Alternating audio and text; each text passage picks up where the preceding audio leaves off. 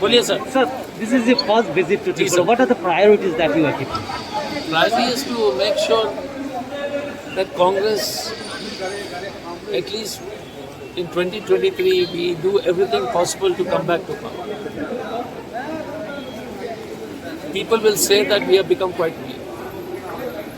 But I keep telling you that if BJP could come from 0 to 36, there is no reason why Congress cannot come back to power. Right. It is up to us to decide. The other issue is there is only one party in this country which can carry everybody together, especially in the context of Northeast and states like Tripura. The Bharatiya Janata Party and their likes, even I would even say the TMC, definitely the TMC also. They don't believe in inclusion. Different community, different religion, different tribal, non-tribal, caste, everybody together. And that is why you're seeing trouble in Assam and Mizoram border again. That's why you're seeing trouble in Nagaland and Assam border. Because the BJP and the other parties' DNA is to propagate hate and to exclude. Create fight between communities to win elections, between people to fight elections. So I am sure that the Congress ideology is the right ideology because India is facing a lot of challenge. And I keep giving you example. Only recently in Nagaland and Assam, Nagaland, Mizoram, only hate is their agenda, and then the present government is a joke. The chief minister and his team, I mean, it's becoming like a absolute gunda raj. People arrest people. There is no. And Tripura is such a beautiful state, peaceful state, good people. उस प्रदेश में, in that state, उस प्रदेश में आपने इस तरह का जो है अनहोनी को, मैं कभी नहीं त्रिपुरा में इस तरह की बातें होती थी, अफसोस की बात है.